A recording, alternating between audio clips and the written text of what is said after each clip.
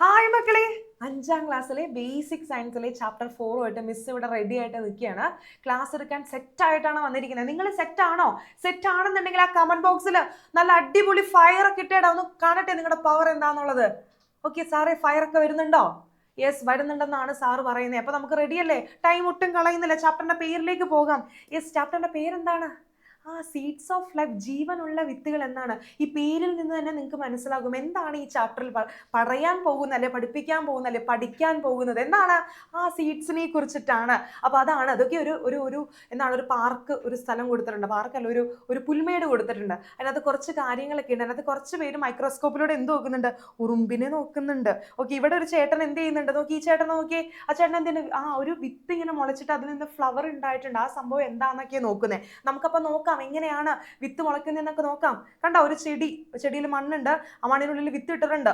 വിത്ത് എന്താണ്? വിത്ത് പൊട്ടി എന്താണ്? അതൊരു പ്ലാന്റ് ആയിട്ട് മാറുന്നുണ്ട്. ഇതൊക്കെ എങ്ങനെയാണ് നടക്കുന്നതെന്നുള്ളത് നമുക്ക് നോക്കാം. Yes, only living seeds germinate. ജീവനുള്ള വിത്തുകൾക്ക് മാത്രമേ മുളയ്ക്കുകയുള്ളൂ. ജീവനുള്ള വിത്തുകൾ മാത്രമേ എന്ത് ചെയ്യുള്ളൂ? മുളച്ചതുപോലെയുള്ള പ്ലാന്റ്സ് ആയിട്ട് അല്ലെങ്കിൽ സസ്യങ്ങളായിട്ട് മാറുകയുള്ളൂ. ഓക്കെ അല്ലേ? കണ്ടോ, ജീവനുള്ള വിത്തുകളിൽ നിന്നാണ് ഈ പറയുന്ന മാങ്ങാമരം അല്ലെങ്കിൽ മാവ് ഉണ്ടായിരിക്കുന്നത്. നിങ്ങളുടെ ചുറ്റുമുള്ള എല്ലാ മരങ്ങളും എന്താണ്? ജീവനുള്ള വിത്തിൽ നിന്നാണ് മുളച്ച് സെറ്റായി വന്നിരിക്കുന്നത്. ഓക്കെ, കണ്ടോ, ഇതുപോലെ ജീവനുള്ള വിത്തിൽ നിന്ന് മുളച്ചിട്ടാണ് ഈ ഒരു പ്ലാന്റ് അല്ലെങ്കിൽ ഈ ഒരു സസ്യം, അതായത് മാവ് തന്നെയാണ്, അത് സെറ്റായി വന്നിരിക്കുന്നത് കേട്ടോ. ഓക്കെ, നല്ല ഭംഗിയിലിട കാണാൻ, നിങ്ങൾക്ക് ഇൻട്രസ്റ്റിംഗ് ആക്കാൻ വേണ്ടി ഇതുപോലത്തെ സംഭവങ്ങളൊക്കെ മിസ് സെറ്റ് ചെയ്തിട്ടുണ്ട്. അപ്പോൾ ഇനി ചോദിച്ചിരിക്കുന്ന ക്വസ്റ്റ്യൻ ആണ്, which factor did the best growing plant receive? ഏറ്റവും നന്നായി വളരുന്ന ചെടിക്ക് എന്തെല്ലാം ഘടകങ്ങളാണ് ആവശ്യമുള്ളത്? നിങ്ങൾക്ക് ഓൾറെഡി അറിയാവുന്ന, നിങ്ങളൊക്കെ ഈ ഗാർഡനിങ് ഒക്കെ ഇഷ്ടമുള്ള പിള്ളേരാണെന്ന് ഞാൻ അറിഞ്ഞിട്ടുണ്ട് അല്ലേ. നമ്മൾ ചെടിയൊക്കെ നട്ട് കഴിഞ്ഞാൽ എന്ത് കൊടുക്കും? ആ ചെടി കറക്റ്റായിട്ട് വളരാനായിട്ട് എന്തൊക്കെയാണ് നിങ്ങൾ കൊടുക്കുന്നത്? എന്തൊക്കെ ആവശ്യമാണ് നിങ്ങൾ കൊടുക്കുന്ന? പോട്ടെ, എന്തൊക്കെയായിരിക്കും മെയിൻ ആയിട്ട് ആവശ്യമുള്ളത്? ഒന്ന് പറയാൻ പറ്റോ? വാട്ടർ, വെള്ളം കൊടുക്കണം അല്ലേ. നമ്മളൊക്കെ ഭക്ഷണം കഴിക്കാറില്ലേ, അതുപോലെ ചെടികൾക്കും എന്താണ്? വാട്ടർ വേണം. അതുപോലെ തന്നെ സൺലൈറ്റ്, സൂര്യപ്രകാശം ആവശ്യമാണ്. എന്താണ്? സൂര്യപ്രകാശം. പിന്നെ വായു, നമ്മളും അങ്ങനെയല്ലേടാ, നമുക്ക് വായു ഇല്ലാതെ ജീവിക്കാൻ പറ്റുമോ? ഇല്ല. അതുപോലെ നമ്മുടെ പ്ലാന്റ്സിനും എന്താണ്? വായു ആവശ്യമാണ്, എയർ ആവശ്യമാണ്. പിന്നെ സ്യൂട്ടബിൾ ടെമ്പറേച്ചർ, അനുയോജ്യമായിരിക്കുന്ന താപനില. ഓരോ പ്ലാന്റ്സിലും വ്യത്യസ്തമായിരിക്കും കേട്ടോ. ചില പ്ലാന്റ്സിന് ഭയങ്കര തണുപ്പ് വേണമായിരിക്കും, ചില പ്ലാന്റ്സിന് ഭയങ്കര ചൂട് വേണമായിരിക്കും. അങ്ങനെ പലതരത്തിലുള്ള, അതായത് ഓരോ പ്ലാന്റ്സിനും ഓരോ ടൈപ്പ് ടെമ്പറേച്ചർ ആയിരിക്കുള്ളൂ. അതായത് നമ്മുടെ ആപ്പിളിന്റെ കേസൊക്കെ പറയുകയാണെങ്കിൽ, ആപ്പിളൊക്കെ എവിടെയാണ്? കാശ്മീർ ഏരിയയിലല്ലേ സാറേ? തണുപ്പുള്ള സ്ഥലങ്ങളിലാണ് കൂടുതലായിട്ട് വളരുന്നത് അല്ലേ. അപ്പൊ അതിനെന്താണ്? കുറഞ്ഞ താപനിലയാണ് വേണ്ടത്. ഓക്കെ, അപ്പോൾ ഈ പറ തെങ്ങിനെയൊക്കെ വെച്ച് നോക്കുമ്പോൾ തെങ്ങിന് നല്ല ടെമ്പറേച്ചർ വേണം. ഓക്കെ, അപ്പോൾ ഓരോ പ്ലാന്റ്സിനും എന്താണ്? വ്യത്യസ്ത രീതിയിലുള്ള ടെമ്പറേച്ചർ ആണ് വേണ്ടത്. അപ്പൊ അനുയോജ്യമായിരിക്കുന്ന ഒരു ടെമ്പറേച്ചർ കൊടുക്കണം. ഓക്കെ, ഇനി ഫോർ സീഡ് ടു ജെർമിനേറ്റ്, വിത്ത് മുളയ്ക്കാനായിട്ട് എന്തൊക്കെയായിരിക്കും ആവശ്യം? വിത്ത് മുളയ്ക്കാനും ജലം ആവശ്യമാണ്. What is a necessary for germination? Water is a necessary for the germination of seed. വിത്ത് മുളയ്ക്കാനും എന്താവശ്യമാണ്? ജലം ആവശ്യമാണ്, ഈർപ്പം ആവശ്യമാണ്. ഓക്കെ, ഇനി പറയുന്ന but the factors like soil, sunlight are not necessary. അതായത് ഒരു ചെടിക്ക് വളരാനായിട്ട് സോയിലും അതുപോലെ സൺലൈറ്റ് ഒക്കെ ആവശ്യമാണ്. പക്ഷേ നമ്മുടെ വിത്ത് മുളയ്ക്കുന്നതിന് എന്ത് ആവശ്യമല്ല? ഈ പറയുന്ന സൺലൈറ്റ് ആവശ്യമില്ല, സൂര്യപ്രകാശം ആവശ്യമില്ല, സൺലൈറ്റ് ആവശ്യമില്ല. അതാണ് കൊടുത്തിരിക്കുന്നത്. But the factors like soil and sunlight are not necessary. അതായത് മണ്ണായാലും സൂര്യപ്രകാശമായാലും എന്നീ ഘടകങ്ങൾ എന്താണ്? വിത്ത് മുളയ്ക്കുന്നതിന് അല്ലെങ്കിൽ സീഡ് ജെർമിനേറ്റ് ചെയ്യുന്നതിന് ആവശ്യമില്ല. പക്ഷെ ഒരു ചെടിക്ക് ആവശ്യമാണ് കേട്ടോ, ഒരു ചെടിക്ക് ആവശ്യമാണ്. ഇനി ആ വിത്ത് മുളയ്ക്കുന്നതിന് കുറച്ച് കാര്യങ്ങൾ കൂടെ ഉണ്ട്. Beside the water, air, suitable temperature is also necessary for the seed germination. അതായത് ജലത്തിന് പുറമെ എന്താണ്? ജലം ഭയങ്കര ആവശ്യമായിട്ടുള്ള കാര്യമാണ്, കാര്യം ഈർപ്പം വേണം. അതുപോലെ തന്നെ വായുവും എന്താണ്? താപനിലയും കറക്റ്റായിട്ട് കൊടുത്താൽ മാത്രമേ ഈ വിത്ത് മുളച്ച് സസ്യങ്ങളായിട്ട് മാറുള്ളൂ. അപ്പോൾ എന്താണ്? വാട്ടറും ഭയങ്കര നെസസറി, അത്യാവശ്യമാണ്. അതുപോലെ തന്നെ വായുവും ആവശ്യമാണ്, അതുപോലെ താപനില, ടെമ്പറേച്ചറും ആവശ്യമാണ്. ഇനി different seeds have different germination time and suitable temperature. ഞാൻ ഓൾറെഡി പറഞ്ഞൊരു കാര്യമാണ്. നമ്മുടെ എല്ലാ വിത്തുകൾക്കും വ്യത്യസ്തമായിരിക്കുന്ന, അതായത് ഓരോ ചെടിക്കും ഓരോരോ ടെമ്പറേച്ചറാണ്, അവർക്ക് അനുയോജ്യമായിരിക്കുന്ന ടെമ്പറേച്ചർ വ്യത്യസ്തമായിരിക്കും. ഓക്കെ, നമ്മൾ ആപ്പിൾ ട്രീറ്റ് ചെയ്യണ പോലെ തെങ്ങിനെ കൊണ്ട് ട്രീറ്റ് ചെയ്യാൻ പറ്റില്ല അല്ലേ. ആപ്പിൾ മരം ട്രീറ്റ് ചെയ്യുന്ന പോലെ തെങ്ങ് മരത്തിന് ട്രീറ്റ് ചെയ്യാൻ പറ്റില്ല, രണ്ടിൻ്റെ ടെമ്പറേച്ചർ വ്യത്യസ്തമാണ്. അതുപോലെ ജെർമിനേഷൻ എടുക്കുന്ന ടൈമും വിത്ത് മുളയ്ക്കാൻ എടുക്കുന്ന ടൈമും എന്താണ്? വ്യത്യസ്തമായിരിക്കും. ഈ പയറുചെടിയുടെ ഒക്കെ കേസ് എടുത്താൽ പയറുചെടി പെട്ടെന്ന് മുളയ്ക്കും. ആ സമയത്ത് ഒരു തെങ്ങിൽ നിന്ന് വരുന്ന തേങ്ങ മുളച്ചു വരാനായിട്ട് എന്നാൽ കുറച്ചധികം കാലതാമസം വരുന്നുണ്ട് അല്ലേ.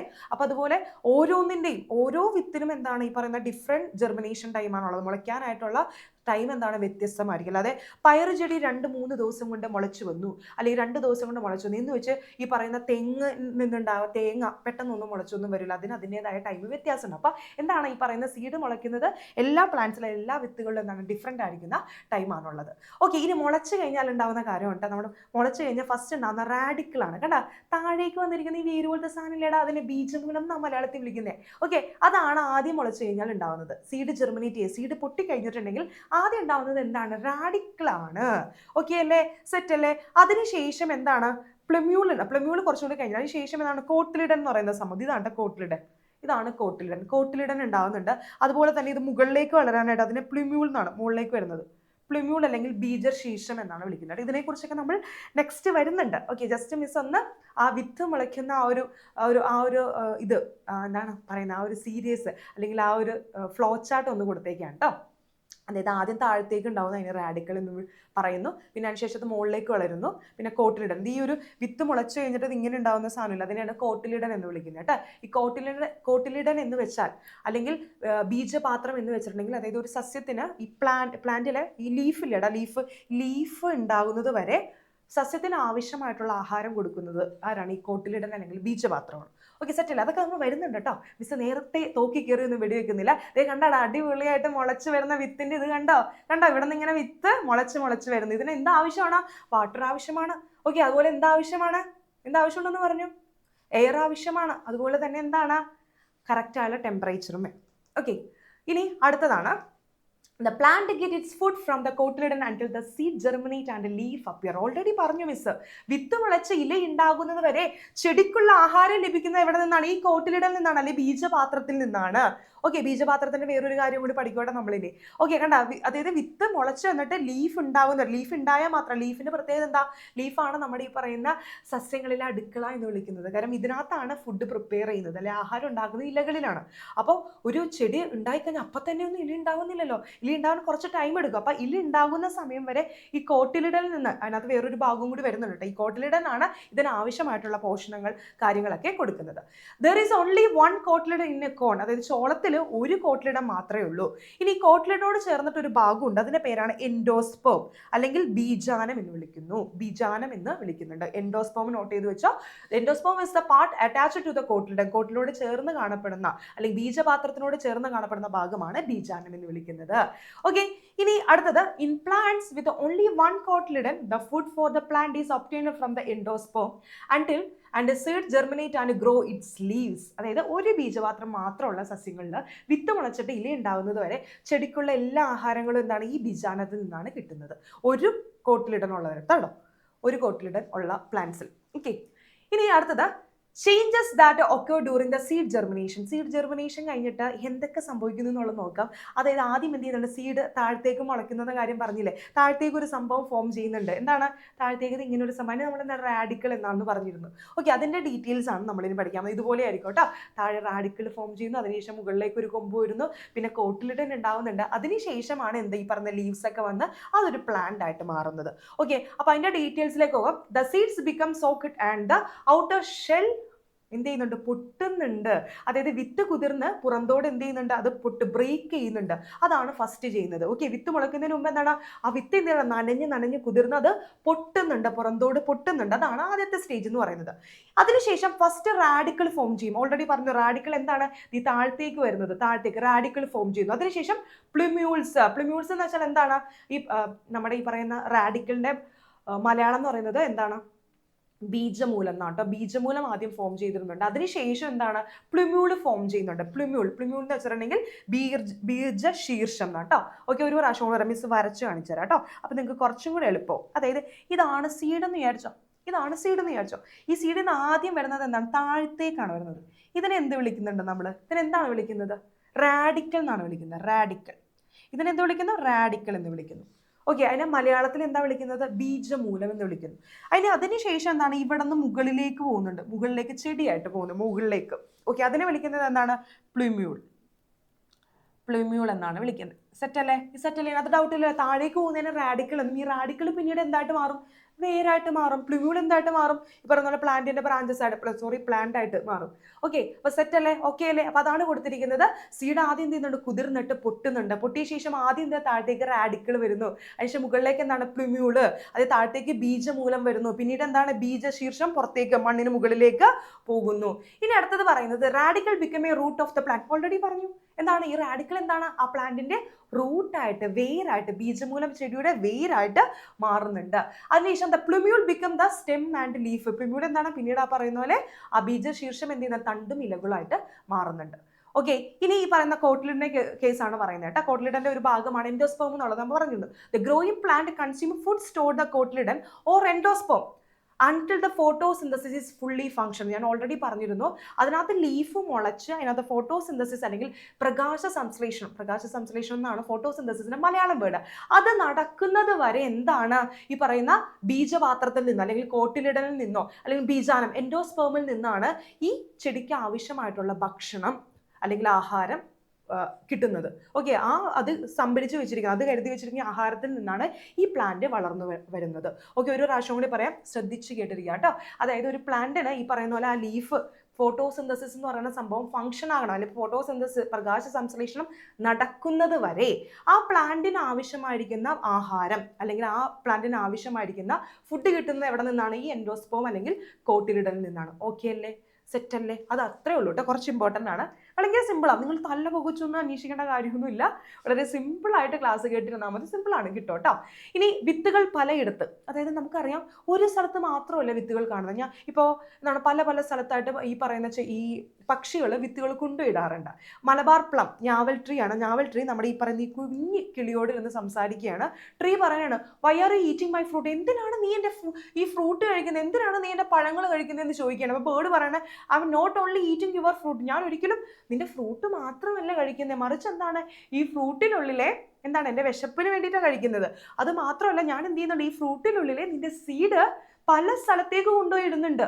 ഓക്കെ, അതായത് ഒന്ന് ആലോചിച്ച്, ഈ പറയുന്ന ഫ്രൂട്ട് വിശപ്പ് കൊണ്ട് ഈ പറയുന്ന ഫ്രൂട്ട് അല്ല, ഈ പറയുന്ന പക്ഷി, ഈ പറയുന്ന ബേർഡ് എന്ത് ചെയ്യുന്നു? വിശപ്പ് കൊണ്ട് ഫ്രൂട്ട് കഴിക്കുന്നുണ്ട്. അത് ശരിയാണ്. ഫ്രൂട്ട് കഴിച്ചതിന് ശേഷം അതിനുള്ളിലെ സീഡ് ഞാൻ എന്ത് ചെയ്യുന്നുണ്ട്? ഞാൻ പറക്കുന്ന സ്ഥലത്തൊക്കെ, അതായത് പറന്നു പോകുന്ന സ്ഥലത്തൊക്കെ കൊണ്ടുപോയി ഡിപ്പോസിറ്റ് ചെയ്യുന്നുണ്ട്. അപ്പൊ നിന്റെ മരം എന്താണ്? അവിടെയും വളരുന്നുണ്ട്. ഓക്കെ, അപ്പോൾ അതാണ് പറയുന്നത് സീഡ് ഡിസ്പേഴ്സൽ അല്ലെങ്കിൽ വിത്ത് വിതരണം. ഇത്രയേ ഉള്ളൂ. Seed dispersal is A process in which seed from the mother plant to reach the different location. അതായത് മാതൃസസ്യത്തിൽ നിന്ന് പല സ്ഥലങ്ങളിലേക്ക് വിത്ത് എത്തപ്പെടുന്നതാണ് വിത്ത് വിതരണം അല്ലെങ്കിൽ സീഡ് ഡിസ്പേഴ്സൽ എന്ന് വിളിക്കുന്നത്. ഓക്കെ അല്ലേ? അതായത് ഒരു സസ്യത്തിന്റെ വിത്ത് പല ഭാഗങ്ങളിലേക്ക് പോകുന്നതിനെയാണ് സീഡ് ഡിസ്പേഴ്സൽ അല്ലെങ്കിൽ വിത്ത് വിതരണം എന്ന് വിളിക്കുന്നത്. ഇനി വൈ സീഡ് ഡിസ്ട്രിബ്യൂഷൻ? എന്തിനാണ് വിത്ത് വിതരണം? എന്തിനായിരിക്കോടാ? If you all seeds of plant fall and germinate at the base of the plant. ഒന്ന് ആലോചിച്ച് നോക്കി, എല്ലാ സസ്യത്തിന്റെയും വിത്തുകൾ ഈ പറയുന്ന ആ ഒരു പ്ലാന്റിന്റെ താഴെ തന്ന് വീണ് കഴിഞ്ഞിട്ടുണ്ടെങ്കിൽ അതിന് വളരാനുള്ള ആവശ്യമായിട്ടുള്ള സാധനങ്ങളോ സൂര്യപ്രകാശമോ അല്ലെങ്കിൽ പോഷകങ്ങളോ കാര്യങ്ങളോ ഒന്നും ആവശ്യത്തിന് കിട്ടണം എന്നില്ല. അപ്പൊ അതുകൊണ്ട് അത് വ്യത്യസ്ത സ്ഥലങ്ങളിൽ വളരുന്നത് തന്നെയാണ് നല്ലത്. അതാണ് കൊടുത്തിരിക്കുന്നത്. സസ്യത്തിന്റെ എല്ലാ വിത്തുകളും അതിന്റെ ചുവട്ടിൽ തന്നെ വീണ് മുളയ്ക്കുന്നതെങ്കിൽ അവയ്ക്ക് വളരാൻ ആവശ്യമായ മണ്ണോ വെള്ളമോ സൂര്യപ്രകാശമോ അല്ലെങ്കിൽ ധാതു ലവണങ്ങളോ അല്ലെ അതിന് ആവശ്യമായിട്ടുള്ള മിനറൽസോ എന്നിവയൊന്നും ചിലപ്പോൾ കറക്റ്റ് ആയിട്ട് ലഭിക്കണം എന്നില്ല. അതിനാൽ വിത്തുകൾ പല സ്ഥലങ്ങളിലേക്ക് പോകുന്നതായിരിക്കും നല്ലത്. ഓക്കെ, അതാണ് പറയുന്നത്. ഇനി this is A reason why the different plants are found in the one region and one plant is found in the different. അതുകൊണ്ടാണ് വിവിധ സസ്യങ്ങൾ ഒരു പ്രദേശത്ത് കാണപ്പെടുന്നതും ഒരു സസ്യം വിവിധ പ്രദേശങ്ങൾ, അതായത് ഒരു സസ്യം നമ്മളെന്താണ് ഇവിടെ കണ്ടു കഴിഞ്ഞിട്ടുണ്ടെങ്കിൽ കുറച്ചുകൂടി കഴിഞ്ഞാൽ അപ്പുറത്ത് കാണാൻ പറ്റും. കാരണം എന്താ? അതിന്റെ ഈ പറയുന്ന സീഡ് ഡിസ്പേഴ്സൽ അപ്പുറത്തുണ്ടായിട്ടിരിക്കുന്നത്. അതായത് ഇവിടുത്തെ പ്ലാന്റിൽ ചിലപ്പോൾ ഏതെങ്കിലും പക്ഷി അതിന്റെ ഫ്രൂട്ട് കഴിച്ചതിന് ശേഷം അതിന്റെ കുരു അല്ലെങ്കിൽ അതിന്റെ വിത്ത് അല്ലെങ്കിൽ അതിന്റെ സീഡ് അപ്പുറത്ത് എവിടെയെങ്കിലും കൊണ്ട് ഇട്ടിട്ടുണ്ടാവും. അപ്പൊ എന്താണ്? ആ ടൈപ്പ് മരം അവിടെ ഉണ്ടാവും. അപ്പൊ അത് നല്ലതല്ലേ? പല സ്ഥലത്ത് ഒരേ ഇനം ചെടികൾ നമുക്ക് കാണാനായിട്ട് സാധിക്കും. ഓക്കെ, ഇനി അടുത്തത് സീഡ് ഡിസ്പേഴ്സലാ. അപ്പൂപ്പന്താടി കണ്ടിട്ടില്ലേടാ? അപ്പൊ വിവിധ സസ്യങ്ങളിലെ വിത്ത് വിതരണ രീതികളാണ് നമ്മൾ പഠിക്കാൻ പോകുന്നത്. അതിനകത്ത് ഫസ്റ്റ് നമുക്ക് അപ്പൂപ്പന്താടിനെ കുറിച്ച് പഠിക്കാം കേട്ടോ. ത്രൂ വിൻഡ്, കാറ്റിലൂടെ വിത്ത് വിതരണം. നേരത്തെ പറഞ്ഞ വിത്ത് വിതരണം ആരിലൂടെയായിരുന്നു? പക്ഷികളിലൂടെയായിരുന്നു അല്ലെ? ബേർഡ്സിലൂടെ പോകുന്ന കാര്യമാണ് നേരത്തെ പറഞ്ഞത്. ഇനി എന്താണ്? കാറ്റിലൂടെയും വിത്ത് വിതരണം നടക്കുന്നുണ്ട്. അതിന് എക്സാമ്പിൾ ആണ് നമ്മുടെ അപ്പൂപ്പൻ താടി. ഓക്കെ, മിൽക്ക് വീഡ് പപ്പൂസ്, അപ്പൂപ്പൻ താടി, ഓക്കെ, അതുപോലെ മേപ്പിൾ, ഇതൊക്കെ ഈ പറയുന്ന പോലെ വിൻഡ് വഴി സീഡ് ഡിസ്പേഴ്സൽ ചെയ്യുന്ന ആൾക്കാരാണ്. ഓക്കെ, അടുത്തത് നല്ല അടിപൊളി ലീഫൊക്കെ വന്ന് വീഴുന്നുണ്ട്. ഇനി അടുത്തത് പൊട്ടുന്നത് വഴി, ത്രൂ എക്സ്പ്ലോഷൻ. അതെ, സ്ഫോടനത്തിലൂടെയാണ് ഈ പയർ എന്ത് ചെയ്യുന്നുണ്ട്? ഇതുപോലെ ഇങ്ങനെ ഇരുന്നിട്ട് ചൂട് കൂടിക്കുമ്പോൾ ഈ സംഭവം പൊട്ടും. ഓക്കെ, അതുവഴി എന്താണ് ഈ പറയുന്ന വിത്തുകൾ തെറിച്ചു പോകുന്നുണ്ട്. ബീൻസ് അതും എക്സാമ്പിളാണ് കേട്ടോ, സ്ഫോടനത്തിലൂടെ ഇതാവുന്നത്. ഇനി വെള്ളത്തിലൂടെ, ത്രൂ വാട്ടർ, വെള്ളത്തിലൂടെ ചെയ്യുന്ന കോക്കനട്ടും വാട്ടർ ലില്ലിയാണ്. അപ്പോൾ ഇതിൻ്റെ എക്സാമ്പിൾ ഒന്ന് നിങ്ങൾ പഠിച്ചു വെച്ചേക്കാം കേട്ടോ. ഓക്കെ, ഇനി ബേർഡ്സിലൂടെ ഇങ്ങനെ സീഡ് ഡിസ്പേഴ്സൽ നടത്തുന്ന ആരും കുറച്ചും നമ്മൾ പറഞ്ഞത്, അതായത് ആരാണ്, ത്രൂ ആനിമൽസ് എന്നുള്ള കാറ്റഗറിയിൽ വരും. ഗുവ, പേരയ്ക്ക, അതുപോലെ മാംഗോ, ഇത് രണ്ടുമാണ് അതിൻ്റെ എക്സാമ്പിളായിട്ട് വരുന്നത്. ഓക്കെ അല്ലേ. ഇനി ലീവ്സ്, ഹായ് നല്ല അടിപൊളി ലീവ്സ് ആണല്ലേ, വെള്ളമൊക്കെ ഇങ്ങനെ ഇറ്റിട്ട് വീഴുന്നുണ്ട്, എന്ത് ഭംഗിയാണല്ലേ കാണാനായിട്ട്. എന്തായാലും മിസ്സിന് അടിപൊളി ഫോട്ടോ ഒക്കെ കിട്ടിയിട്ടുണ്ട്. ബാക്കിൽ ലീഫിൽ ഇങ്ങനെ വെള്ളം ഒഴുകുന്നു, മിസ് ഫ്രണ്ടിൽ നിൽക്കുന്നു, എന്താ ഒരു ഭംഗി അല്ലേ സാർ, എന്താ ഒരു ഊഷ്മളത, എന്താ ഒരു ഹരിതഭംഗി, അടിപൊളിയായിട്ടുണ്ട്. അപ്പോൾ ലീവ്സിനെ കുറിച്ചിട്ടാണ് പഠിക്കുന്നത്. ലീവ്സിന് സിരകൾ കാണാൻ പറ്റും. ഓക്കെ, കാരണം ഇതുപോലെ വെയിൻസ് കാണാൻ സാധിക്കും. ഇതിനെയാണ് എന്ത് വിളിക്കുന്നത്, വെയിൻസ് അല്ലെങ്കിൽ സിരകൾ എന്ന് വിളിക്കുന്നത്. സെറ്റ് അല്ലേ. ഇങ്ങനെ കണ്ടില്ലേ ഈ സംഭവം, ഇതിനെയാണ് എന്ത് വിളിക്കുന്നത്, വെയിൻസ് അല്ലെങ്കിൽ സിരകൾ എന്ന് വിളിക്കുന്നത്. ഈ വെയിൻസ് എന്തിനാണ്, through veins water is brought to the leaf and the food is taken from the leaf. അതായത് ഇലയിലേക്ക് ജലങ്ങൾ എത്തുന്നതും, അതുപോലെ ഇല എന്താണ്, ഞാൻ പറഞ്ഞില്ലേ, സസ്യത്തിന്റെ അടുക്കളയാണ് ഇല എന്ന് പറയുന്നത് അല്ലേ. അതായത് സസ്യത്തിന്റെ കിച്ചൺ ആണ് ഇല എന്ന് പറയുന്നത്. അപ്പൊ ഇലകളിൽ ഫുഡ് പ്രിപ്പറേഷൻ നടക്കുന്നുണ്ട്, ഫോട്ടോസിന്തസിസ് നടക്കുന്നത് ഇലകളിൽ വെച്ചിട്ടാണ്. അപ്പൊ ഇലകൾ ഉണ്ടാക്കുന്ന ഫുഡിനെ ഈ പറയുന്ന ഭാഗങ്ങളിലേക്ക്, അതായത് പ്ലാന്റിന്റെ പാർട്സിലേക്ക് അല്ലെങ്കിൽ സസ്യങ്ങളുടെ വിവിധ ഭാഗങ്ങളിലേക്ക് കൊണ്ടുപോകാനും എന്താണ് ഈ വെയിൻസിലൂടെയാണ് സാധിക്കുന്നത്. Okay, through veins water is brought to the leaf and food is taken from the leaf. അതായത് ഇലകളിൽ നിന്ന് ജലം എത്തിക്കുന്നതും ഇലയിൽ നിന്ന് ആഹാരം കൊണ്ടുപോകുന്നതും ഈ ഭാഗങ്ങൾ വഴിയാണ്. ഇത് ഓക്കെ അല്ലേടാ.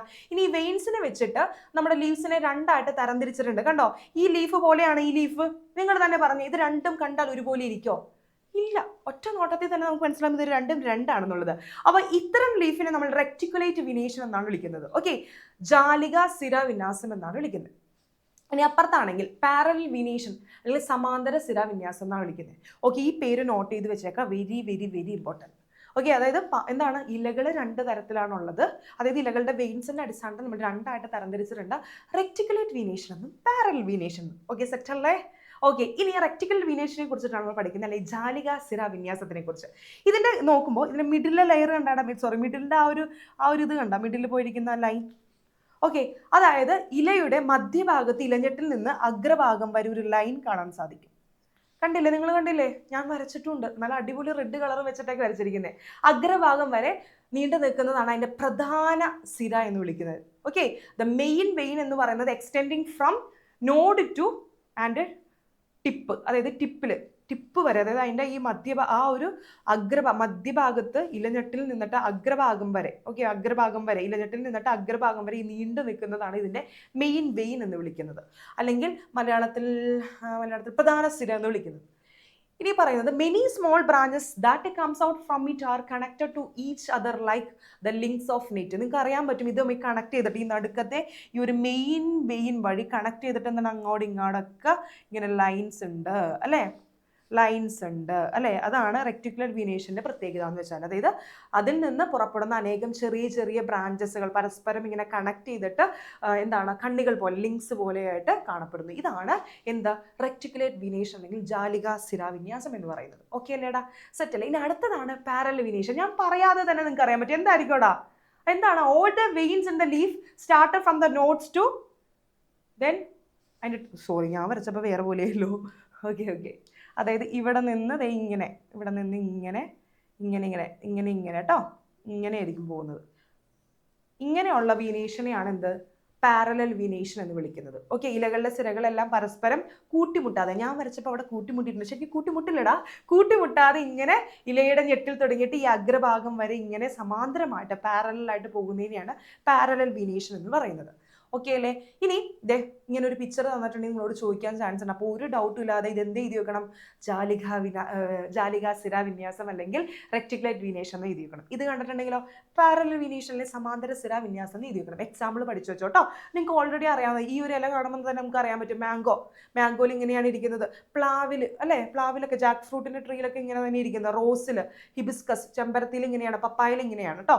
ഇനി റെക്ടിക്കുലേറ്റ് കഴിഞ്ഞു. ഇനി പാരലൽ ഏതൊക്കെയാണ് വരുന്നത്, ബനാന കണ്ടിട്ടില്ലേ, വാഴയില, അതുപോലെ ഗ്രാസ്, കോക്കനട്ടിലൊക്കെ ഇങ്ങനെ നേരെയാണ്, റൈസ്, നെല്ലിലൊക്കെ ഇങ്ങനെ നേരെയാണ് വരുന്നത്. അപ്പോൾ അതിൻ്റെ എക്സാമ്പിൾ ഒന്ന് പഠിച്ചു വെച്ചേക്കാം. ഓക്കെ, സെറ്റല്ലേ.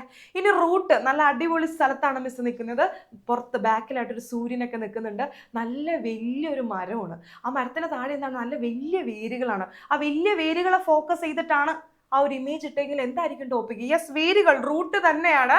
അപ്പൊ റൂട്ടുകളെ കുറിച്ചിട്ടാണ്. റൂട്ടുകളും നമ്മൾ വിചാരിച്ച് എന്താണ് എല്ലാവർക്കും ഒരേ റൂട്ടുകളാണ്. അല്ലടാ, പലതരത്തിലുള്ള റൂട്ടുകളുണ്ട്. ഓക്കെ, നമുക്ക് മെയിൻ ആയിട്ട് 2 റൂട്ടുകളെ കുറിച്ചിട്ടാണ് പഠിക്കാനുള്ളത്. ടാപ്പ് റൂട്ട് സിസ്റ്റം, അതുപോലെ ഫൈബറസ് റൂട്ട് സിസ്റ്റം. ഇത് കണ്ടാൽ തന്നെ ഇതിന്റെ ആ ഒരു ഏകദേശ ഡിഫറൻസ് നമുക്ക് കിട്ടും അല്ലേ? ടാപ്പ് റൂട്ട് എന്താണ്? മെയിൻ റൂട്ടിൽ നിന്ന് ഇങ്ങനെ താഴത്തേക്ക് പോകും, എന്നിട്ട് അതിനകത്ത് ബ്രാഞ്ചസ് വന്നിരിക്കുന്നു. മറ്റേത് എങ്ങനെയാണ്? ആ ഒരു ഒറ്റ ഇതിൽ തന്നെ ചുറ്റിപ്പെട്ട് അങ്ങനെ നിൽക്കുന്ന നാരുകൾ പോലെ, ഫൈബർ പോലെ ഇരിക്കുന്നതാണ് ഫൈബറസ് റൂട്ട് സിസ്റ്റം എന്ന് വെച്ചാൽ. അപ്പൊ നമുക്ക് ഓരോന്നിനെയും കുറിച്ച് പഠിക്കാം. ഫസ്റ്റ് നമുക്ക് ടാപ്പ് റൂട്ട് സിസ്റ്റം അല്ലെങ്കിൽ തായ് വേര് പടലം എന്നാണ് മലയാളത്തിൽ പറയുന്നത്.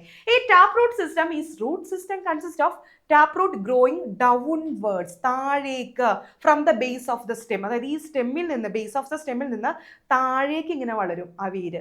എന്നിട്ട് എന്താണ്? ബ്രാഞ്ചിങ് റൂട്ട്സ് ഉണ്ടാവും. Branching Roots growing from it. അതായത് ഇതിൽ നിന്ന് ഓരോരോ ബ്രാഞ്ചുകളായിട്ട് കാണാൻ സാധിക്കും. ഇത്തരം വേരുകളെയാണ് ടാപ്പ് റൂട്ട് സിസ്റ്റം അല്ലെങ്കിൽ തായ് വേര് പടലം എന്ന് പറയുന്നത്.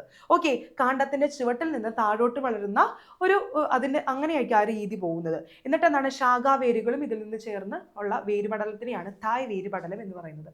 ഓക്കെ അല്ലേ? ഇതൊക്കെ എന്ത് സിമ്പിളാണ് മിസ്. ഇതൊക്കെ ഞങ്ങൾക്ക് അറിയാവുന്ന കാര്യമാണ്. മിസ് പറയണ്ടെന്നൊക്കെ പറയുന്നുണ്ട്. അറിയാം, കുഴപ്പമില്ല മിസ്, എന്നാലും പറയുന്നതാണ്. ഓക്കെ, അപ്പൊ ചിലപ്പോൾ ഇങ്ങനത്തെ ഒരു ഫിഗർ തന്നിട്ട് ചിലപ്പോൾ ചോദിക്കാൻ ചാൻസ് ഉണ്ട്. നിങ്ങളപ്പോൾ ഈ പടമൊക്കെ ഒന്ന് നോട്ട് ചെയ്ത് വെച്ചേക്കാം. ടാപ്പ് റൂട്ട് സിസ്റ്റം, അതുപോലെ തന്നെ ഫൈബറസ് റൂട്ട് സിസ്റ്റം കേട്ടോ. അപ്പോൾ ഫൈബറസിന്റെ കാര്യം നമുക്ക് പഠിക്കാം. യെസ്, ടാപ്പ് റൂട്ട് കഴിഞ്ഞു. Yes, fibrous. ഈ കണ്ടില്ലേ, പുല്ലിലൊക്കെ ഇങ്ങനത്തെ അല്ലേ ഉള്ളത്. ഫൈബറസ് റൂട്ട് സിസ്റ്റം എന്ന് വെച്ചാൽ one in which many fibers like root grow from the base of the stem. ഇതിന്റെ ബേസ് ഓഫ് ദ സ്റ്റെമ്മിൽ നിന്നിട്ട്, കാണ്ഡത്തിന്റെ ചുവട്ടിൽ നിന്ന് വളരുന്ന നാരുകൾ പോലെയുള്ള ധാരാളം വേരുകൾ ചേർന്നിട്ടുള്ള കുറേ വേരുകൾ, മെനി ഫൈബേഴ്സ് ലൈക്ക് റൂട്ട് ചേർന്നിട്ടുള്ള വേര് പടലത്തിനെയാണ് എന്ത്? നാര് വേര് പടലം അല്ലെങ്കിൽ ഫൈബറസ് റൂട്ട് സിസ്റ്റം എന്ന് പറയുന്നത്. ഓക്കെ അല്ലേ?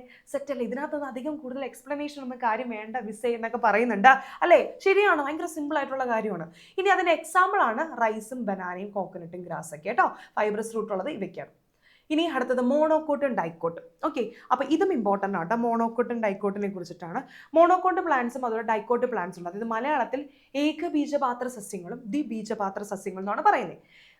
ഫസ്റ്റ് മോണോക്കോട്ട് പ്ലാന്റ്സ്, ഏകബീജപാത്ര സസ്യങ്ങളിൽ വരുന്നത് പ്ലാന്റ്സ് വിത്ത് ഓൺലി 1 കോട്ടിലിഡൻ, ഒരൊറ്റ കോട്ടിലിഡൻ അല്ലെങ്കിൽ ഒരൊറ്റ ബീജപാത്രമുള്ള സസ്യങ്ങളെയാണ് എന്ത് വിളിക്കുന്നത്? മോണോക്കോട്ട് പ്ലാന്റ്സ് എന്ന് പറയുന്നത്. ഓൾറെഡി കോട്ടിലിഡൻ എന്താണെന്നൊക്കെ നമ്മൾ ഫസ്റ്റ് പറഞ്ഞതാണ്. അപ്പോൾ മോണോക്കോട്ട് പ്ലാന്റ്സ് എന്ന് വെച്ചാൽ എന്താണ്? ഒരൊറ്റ ബീജപാത്രം ഉള്ളത് അല്ലെങ്കിൽ ഒരൊറ്റ ഓൺലി 1 കോട്ടിലിഡൻ അത് മാത്രമുള്ള പ്ലാന്റ്സിനെയാണ് മോണോക്കോട്ട് പ്ലാന്റ്സ് എന്ന് പറയുന്നത്. അതിന്റെ എക്സാമ്പിൾ ആണ് റൈസ് വരുന്നുണ്ട്, ബനാന വരുന്നുണ്ട്, കോക്കനട്ട് വരുന്നുണ്ട്, ഗ്രാസ്. കോക്കനട്ട് ഒക്കെ എന്താണ്? മോണോക്കോട്ടാണ് കേട്ടോ. ഇനി അടുത്തത് ഡൈക്കോട്ട്. ഡൈക്കോട്ട് എന്ന് പറഞ്ഞിട്ടുണ്ടെങ്കിൽ ദ്വിബീജപാത്ര സസ്യങ്ങൾ, അതായത് പ്ലാന്റ്സ് വിത്ത് 2 കോട്ടിലിഡൻ. മറ്റേതിൽ ഒരെണ്ണം മാത്രം ഉണ്ടായുള്ളൂ. ഇതിനകത്ത് എന്താ? ആ 2 cotyledon. Plants with 2 cotyledon are called dicot plants. അതായത് 2 ബീജപാത്രമുള്ള സസ്യങ്ങളെയാണ് ദ്വിബീജപാത്ര സസ്യങ്ങൾ എന്ന് വിളിക്കുന്നത്. ഓക്കെ അല്ലേടാ? സെറ്റ് അല്ലേ? സിമ്പിൾ അല്ലേ? മറ്റേത് 1 ആണെങ്കിൽ ഇത് 2 ആണ്. ഇനി എക്സാമ്പിൾ നോക്കട്ടെ. മാംഗോ, റോസ്, ഹിബിസ്കസ്, പപ്പായ ഒക്കെയാണ്. അപ്പൊ പറഞ്ഞേ, ഈ കോക്കനട്ട് എന്താണ്? മോണോക്കോട്ടാണോ ഡൈക്കോട്ടാണോ?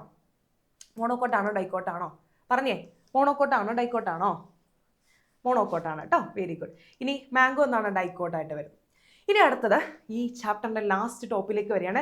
അതായത് ഇത്ര നേരം ക്ലാസ് എടുത്തുകൊണ്ട് എന്നത് ഇവിടെ ദിനോസറൊക്കെ ഓടിച്ചിടുന്നുണ്ട്. ഞാൻ നിങ്ങളുടെ ഫ്രണ്ടിൽ ഇങ്ങനെ രക്ഷപ്പെട്ടിരിക്കുകയാണ് അല്ലേ? ഇതിനറിയാലോ, ഞാൻ പറയാതെ തന്നെ അറിയാലോ. എന്താണ്? ദിനോസറാണ്. ദിനോസർ ഇപ്പൊ കാണാറുണ്ടോ? ഇപ്പൊ നമ്മൾ എന്താണ് ആനിമേഷൻ വീഡിയോസിലൊക്കെ മാത്രമേ കാണുന്നുള്ളൂ. പക്ഷേ നമ്മുടെ ഫോസിൽസിൽ നിന്നൊക്കെ ഉള്ള തെളിവനുസരിച്ച് ഇങ്ങനെയുള്ള ജീവികൾ പണ്ട് ജീവിച്ചിരിക്കുന്നു എന്നാണ് പറഞ്ഞിരുന്നത്. പക്ഷേ ഇന്ന് അതില്ല. അപ്പൊ ഇത്തരം ജീവികൾ അല്ലെങ്കിൽ ഇങ്ങനെയുള്ളതിനെ വംശനാശം എന്നാണ് പറയുന്നത്, അല്ലെ എക്സ്റ്റിങ്ഷൻ എന്ന് പറയുന്നത്. ഓക്കെ, അതായത് പണ്ട് ജീവിച്ചിരുന്നു അല്ലെങ്കിൽ അവരുടെ എണ്ണത്തിൽ കുറവ് സംഭവിക്കൂ, അങ്ങനെയുള്ളതിനെയൊക്കെയാണ് വംശനാശം എന്നുള്ള വേർഡ് വെച്ച് നമ്മൾ മീറ്റ് ചെയ്യുന്നത്.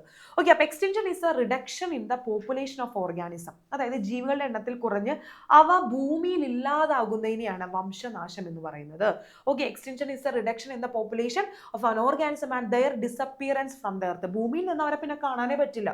ഓക്കെ, അതിനെയാണ് എന്താ വംശനാശം എന്ന് പറയുന്നത്. ഇപ്പൊ നമ്മുടെ കടുവയൊക്കെ, ടൈഗറിനെയൊക്കെ ഇതുപോലെ വംശനാശം സംഭവിക്കുന്നു എന്നൊക്കെയാണ് പറയുന്നത്. അപ്പൊ അതുകൊണ്ട് അവരെ സംരക്ഷിക്കുന്ന പല പരിപാടികൾ, പല പ്രൊജക്റ്റുകൾ ഇപ്പൊ നമ്മുടെ ഇതിൽ വരുന്നുണ്ട്. കാര്യം ടൈഗറൊക്കെ വംശനാശം സംഭവിച്ചു പോയ കുറേ കാലങ്ങൾക്ക് ശേഷം പറയേണ്ടി വരും, പണ്ട് ടൈഗർ എന്ന് പറയുന്ന ഒരു മൃഗം നമ്മുടെ നാട്ടിൽ ഉണ്ടായിരുന്നു, ഇങ്ങനെയായിരുന്നു അതിന്റെ രൂപം ഉണ്ടായിരുന്നത് എന്നൊക്കെ പറയേണ്ടി വരും. അപ്പോൾ അതുകൊണ്ട് അങ്ങനെയുള്ള സിറ്റുവേഷൻസ് ഒന്നും ഇല്ലാതിരിക്കാൻ വേണ്ടി അങ്ങനെയുള്ള ഒരുപാട് പ്രൊജക്റ്റുകൾ വരുന്നുണ്ട്. അപ്പൊ നിങ്ങൾ ഇത്രയും വിചാരിച്ചാൽ മതി, ഇതുപോലെ ഭൂമിയിൽ അതായത് ജീവികൾ ഇങ്ങനെ എണ്ണത്തിൽ ഫസ്റ്റ് കുറയും, അതിനുശേഷം ഭൂമിയിൽ നിന്ന് തന്നെ കാണാതെ പോകുന്നത് വെച്ചാൽ നശിച്ചു പോകുന്നത്, ചത്തു പോകുന്നതുമായിട്ടുള്ള ആ ഒരു വിഭാഗത്തിനെ, അങ്ങനെയുള്ളതിനെയാണ്, അങ്ങനെ ഭൂമിയിൽ നിന്ന് ഇല്ലാതാകുന്നതിനാണ് വംശനാശം അല്ലെങ്കിൽ എക്സ്റ്റിങ്ഷൻ എന്നുള്ള വേർഡ് കൊണ്ട് മീൻ ചെയ്യുന്നത്. അപ്പോൾ ഡെഫിനേഷൻ ഒന്ന് നോട്ട് ചെയ്ത് വെച്ചേക്കട്ടാ. സെറ്റ് അല്ലേ?